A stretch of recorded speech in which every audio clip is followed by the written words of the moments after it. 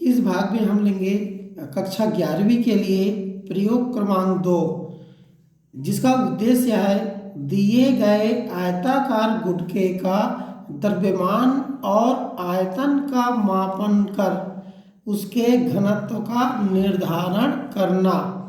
तो इस कॉपी के लिए आप इस तरह से प्रयोग क्रमांक 2 या जैसे भी आप पहला प्रयोग का खत्म किए हैं उसके बाद इधर कोरा रहेगा, इधर लाइन वाले रहेंगे, वहीं पर प्रयोग क्रमांक 2 लिखोगे और उसके जस्ट लेफ्ट साइड में जो कोरा पेज रहेगा वहाँ पर क्या लिखोगे, प्रयोग क्रमांक 2। यहाँ पर भी उद्देश्य लिखना है आपको और यहाँ पर भी उद्देश्य लिखा गया है। उसके बाद आवश्यक सामग्री, सिद्धांत, सूत्र, प्रयोग विधि, परिणाम।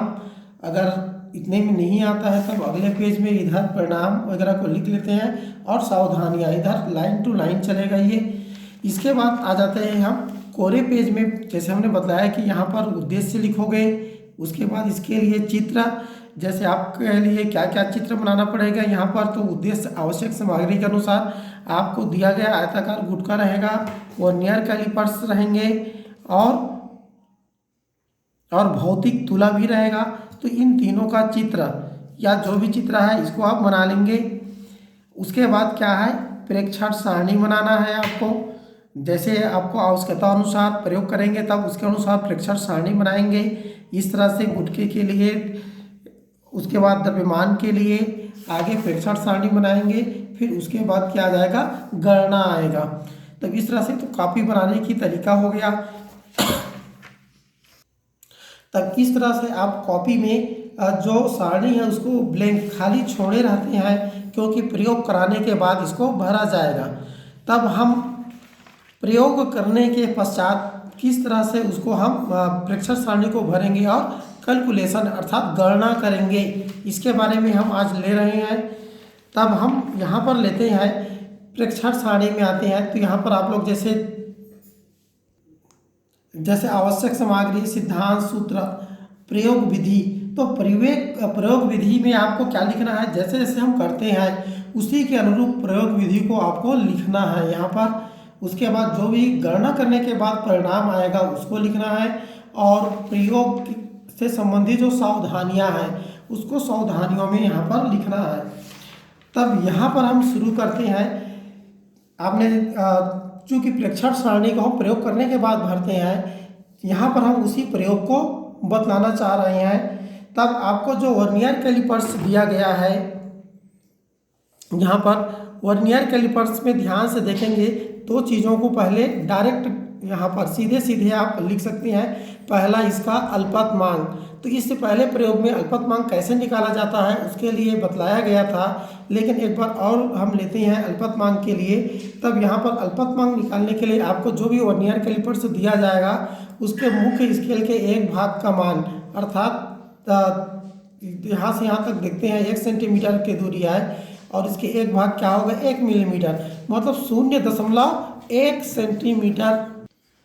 तब इस तरह से मुख्य स्केल के एक भाग का जो मान होगा यहाँ से लेकर यहाँ तक ही एक भाग कहलाएगा। तो ये 1 मिलीमीटर अर्थात 0.1 सेंटीमीटर होगा। अब लेते हैं यहाँ पर भागों की संख्या। तो वर्नियर स्केल में जैसे आपको बताया जाता है कि यहाँ पर विंडो जो हुआ उसके किनारे जो पैमाना बना है उसको हम क्या कहते हैं, वर्नियर स्केल कहते हैं। विंडो के किनारे पर ध्यान से देखोगे तब दिखेगा, दिखाई दे रहा है ये वाली जो पैमाना है ये वर्नियर स्केल कहलाता है। तब ये वर्नियर में भागों की संख्या, तब आप क्या गिनेंगे, 0 से लेकर 0, 5, 10, मतलब भागों की संख्या कितना हुआ, 10। तो इस तरह से वर्नियर में भागों की संख्या 10 हो गया। मुख्य स्केल के एक भाग का मान 0.1 सेंटीमीटर।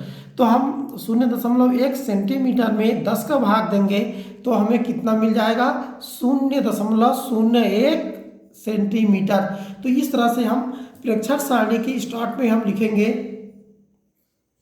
वर्नियर स्केल का अल्पतमांक बराबर कितना आएगा, 0.01 सेंटीमीटर।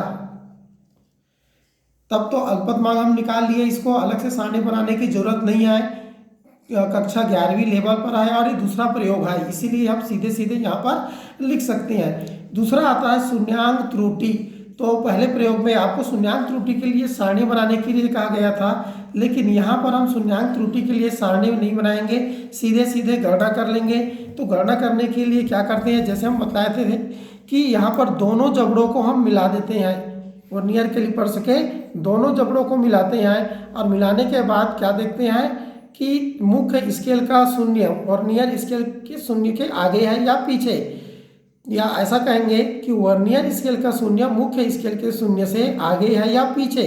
तो यहाँ पर चूंकि ये वर्नियर स्केल थोड़ा सा पीछे रुक गया है, मुख्य स्केल का जो शून्य यहाँ पर है और वर्नियर स्केल का शून्य यहाँ पर है, सीध में नहीं है ये, तो सीध में नहीं है तो मतलब त्रुटि है, और चूंकि ये पीछे छूट गया है इसीलिए ये त्रुटि क्या होगा, धनात्मक त्रुटि। धनात्मक त्रुटि क्यों होती है, इसका कारण है क्योंकि हम जो भी मेजरमेंट करेंगे उसका मान ज़्यादा आएगा, इसीलिए इस त्रुटि को धनात्मक त्रुटि कहेंगे।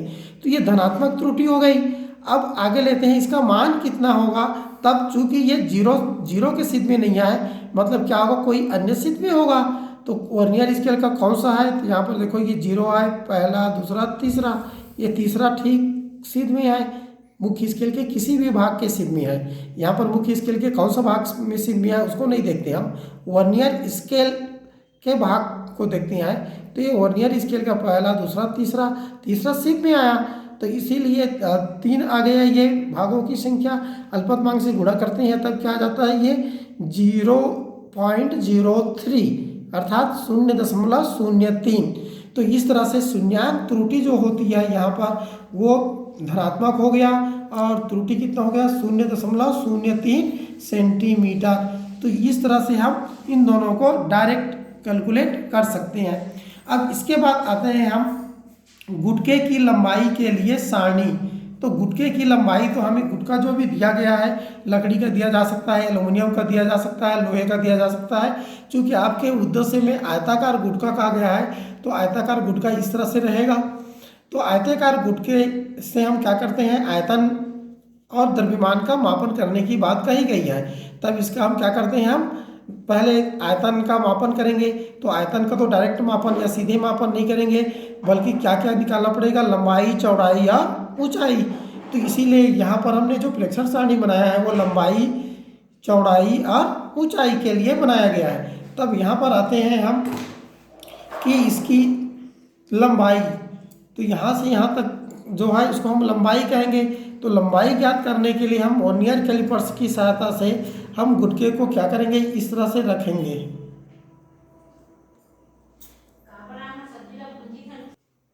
जैसे देख रहे हैं आप लोग, यहाँ पर जो गुटका है लंबाई के अनुदिश हम दोनों जबड़ों के बीच इसको फंसा दिए। इसको अब जो यहाँ पर पेच है इसकी सहायता से इसको टाइट कर देते हैं, जिससे इसमें आगे पीछे खिंचाव ना हो। अब इसके बाद चाहो तो इसको निकाल भी सकते हो या रहने दो।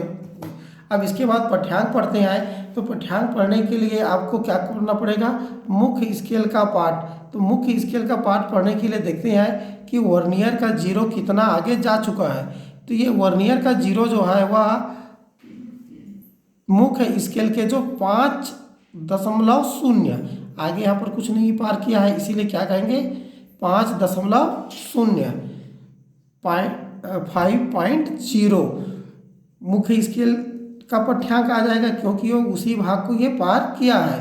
तो इस तरह से हम आपका जो सारणी बना है इसके पहले पॉइंट पर क्या लिखेंगे, मुख्य स्केल का जो पाठ्यांक दिया गया है यहाँ पर लिखेंगे 5.0। ये हमारा क्या हो गया, मुख्य स्केल का पाठ।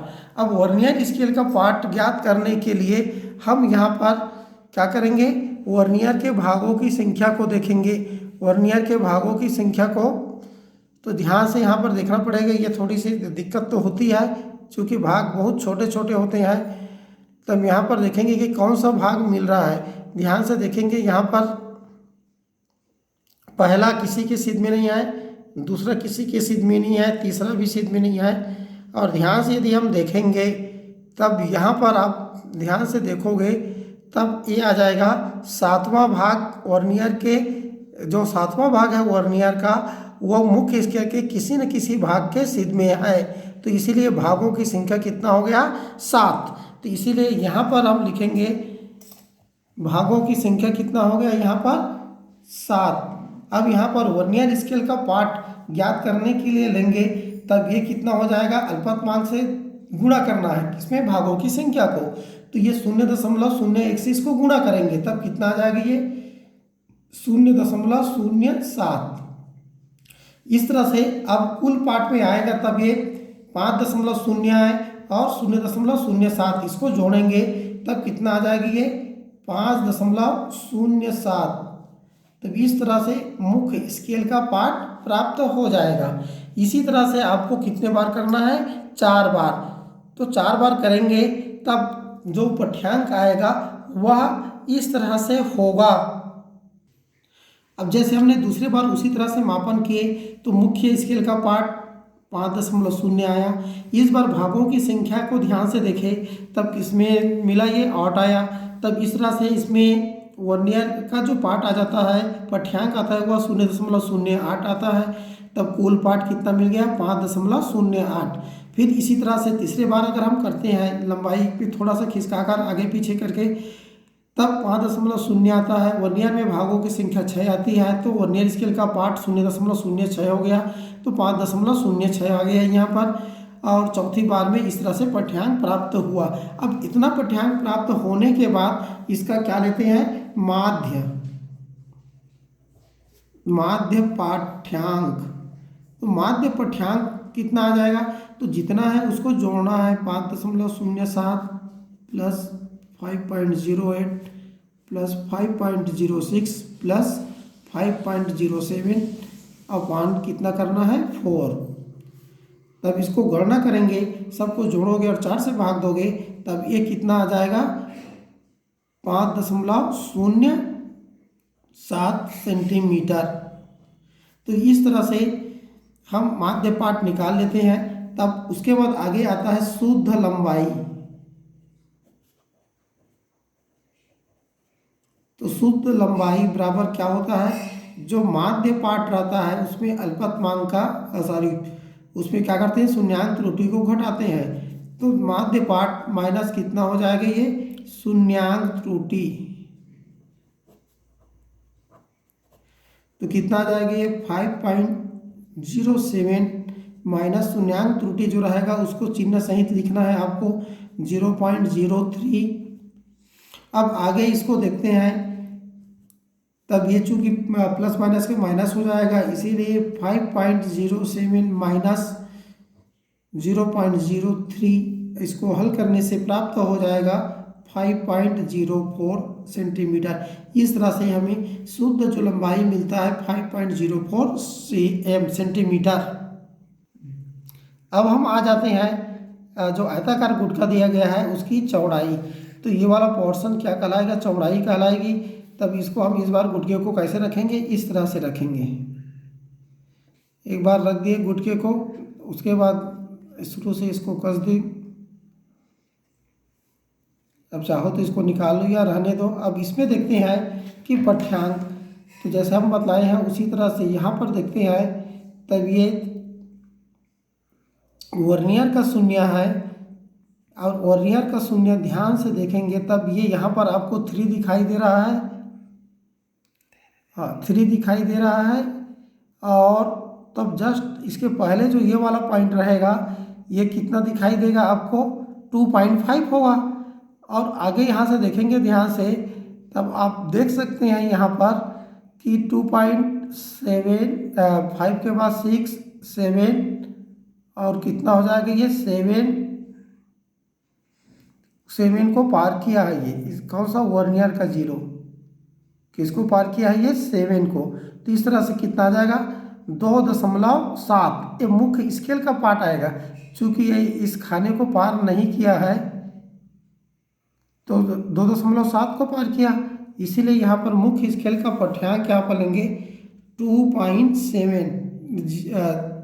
कितना जाएगा, ये 2.7 सेंटीमीटर में आ गए। ये वर्नियर में भागों की संख्या को देखने के लिए ध्यान से देखेंगे यहाँ पर वर्नियर में भागों की संख्या। तब यहाँ पर देखते हैं कि 5, 6, 7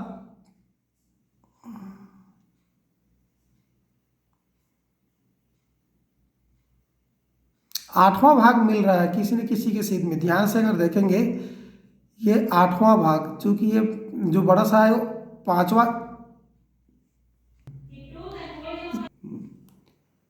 अब इसको ध्यान से हम देखेंगे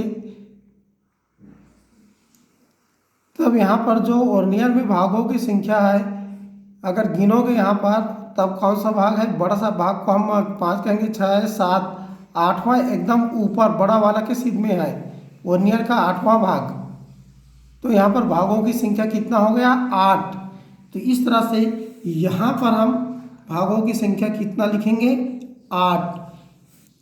अब वर्नियर स्केल का पाठ्यांक जो आ जाएगा तब ये कितना हो जाएगा, ये 0.08 अल्पतमांक से गुणा कर दिए। अब यहाँ पर कुल पाठ आएगा तो ये यहाँ पर 2.7 है और इसको 0.08 को जोड़ेंगे तब ये कितना आ जाएगा, 2.78। इस तरह से हम आगे इसको अलग अलग जगह पर करेंगे तो पाठ्यांक में थोड़ा सा कम ज़्यादा आएगा। मान लो इसको थोड़ा सा यहाँ पर खिसका दिए, यहाँ पर पाठ्यांक लेंगे, फिर यहाँ पर पाठ्यांक लेंगे। तब इस तरह से ये जो चौड़ाई है इसको हम 4 बार मापते हैं। पहले यहाँ मापी, यहाँ और यहाँ ऐसा करके 4 बार, या पहले आगे पीछे करके आप माप सकते हो। तो 4 बार मापते हैं तब उसका पाठ्यांक मान लो इस तरह से प्राप्त होता है। जैसे हमने दूसरे बार मापन किया तो मुख्य स्केल के पार्ट, चूँकि गुटका है तब उसके ज़्यादा अंतर नहीं रहता, इसीलिए मुख्य स्केल के पार्ट सभी बार उतने ही मिलेंगे। दूसरे बार में वर्नियर में भागों की संख्या 6 आया तो वर्नियर स्केल का पाठ्यांक 0.06 हो गया, तब कुल पाठ्यांक 0.76 हो गया। इसी तरह से तीसरा के लिए 2.75, चौथा बार हमने मेजरमेंट किया तब कितना आएगा, 2.75। तब यहाँ पर क्या निकालेंगे, माध्य निकालेंगे, माध्य पाठ्यांक। तो माध्य पाठ्यांक के लिए जैसे हमने बताया है सबको जोड़ना है, 2.78 प्लस 2.76 प्लस 2.75 प्लस 2.75 अपान 4, सबको जोड़कर 4 बार की है तो 4 से भाग देना है। तब इसको जोड़कर 4 से भाग दोगे तब इसका जो मध्यमान जो आएगा वो कितना आ जाएगा, 2.06, सॉरी 2.76, जीरो नहीं आएगा, 2.76 सेंटीमीटर आएगा ये। तो इस तरह से आप जोड़कर 4 से भाग देना है तो जितना पाठ्यांक आ जाएगा। तो ये कितना हो जाएगा, गुटके की चौड़ाई के लिए। अब इसी तरह से हम गुटके की मोटाई को लेकर चलते हैं। तो गुटके की मोटाई के लिए हम, चूँकि ये वाला भाग को मापना पड़ेगा, ये वाला भाग मोटाई कहलाएगी, मोटाई। तो मोटाई के लिए हम लेते हैं, तब यहाँ पर इस तरह से फंसा सकते हो यहाँ पर। तब ये वाला जो मोटाई है वो यहाँ पर मेजरमेंट होगा। तो एक बार इस साइड से, एक बार इस साइड से, एक बार इस साइड, और 4 बार इसको इस तरह से आप मेजरमेंट कर सकते हो। इस साइड से देखते हैं, मान लो मोटाई के लिए कस दे, अब चाहो तो इसको निकाल लेते हैं, लेकिन इसे आगे पीछे नहीं जाएगी क्योंकि स्क्रू से इसको स्थिर या टाइट कर दिया गया है। तब यहाँ पर आगे यदि हम देखते हैं तब मुख्य स्केल का पार्ट, ध्यान से देखेंगे मुख्य स्केल का पार्ट, तब देखते हैं कि वर्नियर का शून्य कहाँ पर गया है, ये 1.1 पर। वर्नियर का शून्य कहाँ पर गया है, 1.1 से थोड़ा सा पार हो गया है।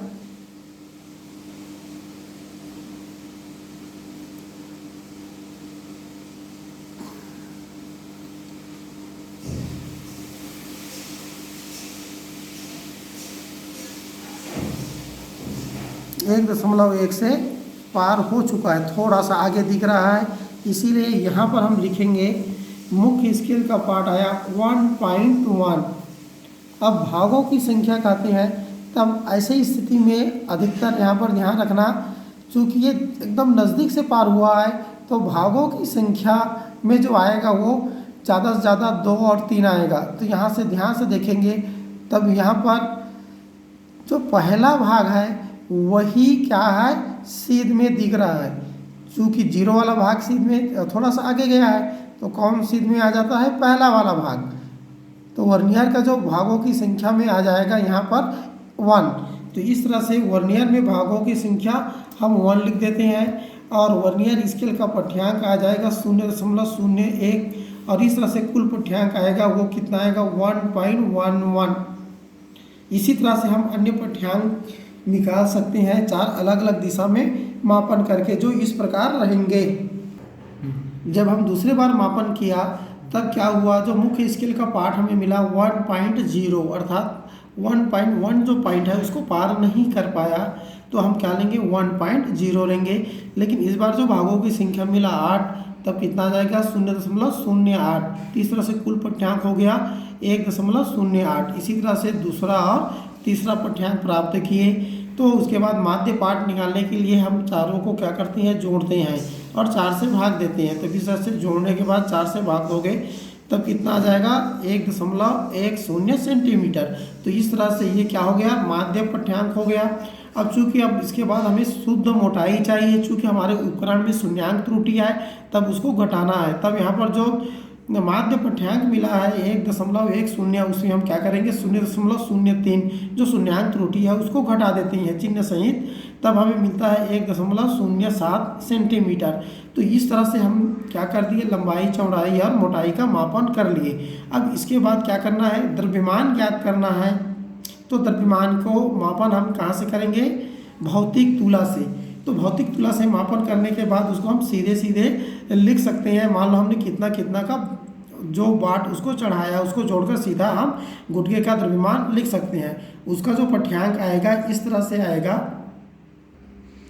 इस तरह से इन चारों को जोड़ेंगे तब 4.04 आएगा बटा 4 करेंगे और इसको भाग देने पर आ जाएगा 1.10 सेंटीमीटर।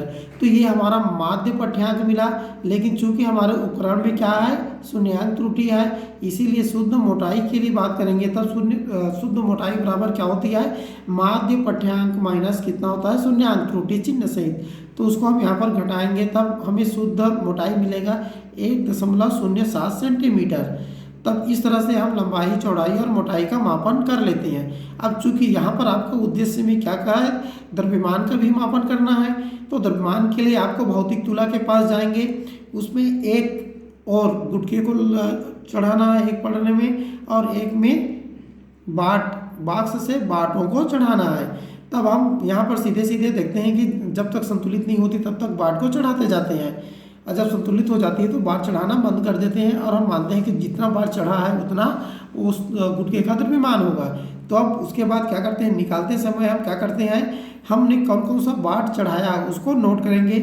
तब दूसरे पढ़ने में चढ़ाए गए बाट तो ग्राम के बाट होंगे, तो हमने यहाँ पर 40 ग्राम, 5 ग्राम, 2 ग्राम, 1 ग्राम इतना बाट चढ़ाए थे। मिलीग्राम के बाट कहेंगे तब 500 मिलीग्राम और 200 मिलीग्राम के बाट चढ़ाया गया था। तब इस तरह से भी हम आगे देखेंगे। तब गुटके का द्रव्यमान के लिए क्या करना पड़ेगा, जो बाट चढ़ाए हैं सबको जोड़ना पड़ेगा। 40 धन 5 धन 2 धन 1 धन 0.50।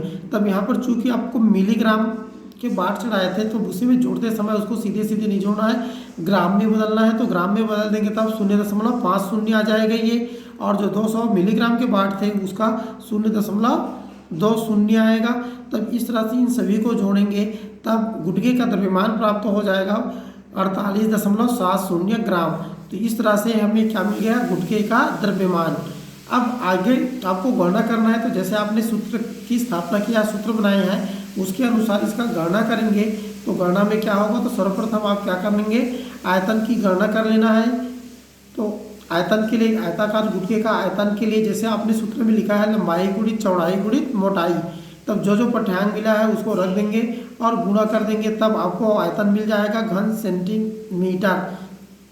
आयतन जो मिलेगा वो क्या मिलेगा, घन सेंटीमीटर। इसके बाद दूसरे स्टेप में आप गणना कर सकते हैं गुटके के घनत्व की गणना। तो घनत्व बराबर क्या होता है, द्रव्यमान बटे आयतन, द्रव्यमान बटे आयतन होता है। तब इस तरह से यहाँ पर द्रव्यमान जो भौतिक तुला से प्राप्त हुआ है उसको लिख देना है, और जो गणना करके यहाँ पर आयतन प्राप्त हुआ है उसको आप लिख लेंगे और इसको हल करेंगे। तब जो घनत्व आएगा वह जितना भी आएगा 3.31 ग्राम प्रति घन सेंटीमीटर। तो यही क्या हो जाएगा, हमारा जो दिए गए गुटखा है, जो भी पदार्थ का है, उसका जो घनत्व आया 3.31 ग्राम प्रति घन सेंटीमीटर। और इसी को यहाँ पर परिणाम में आपको लिखना है, दिए गए गुटखे का घनत्व 3.31 ग्राम प्रति घन सेंटीमीटर प्राप्त हुआ। और लाइन वाले जो पेज है उसमें भी लिखना है। तब इस तरह से इस प्रयोग को आप पूरा कर सकते हो। सारणी को साफ सुथरा बनाना है, गणना करना है और परिणाम भी लिखना है।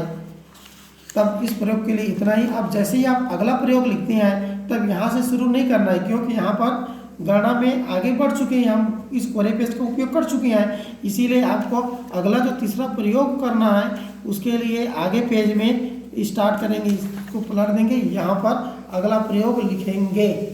ठीक है, आज के लिए इतना ही।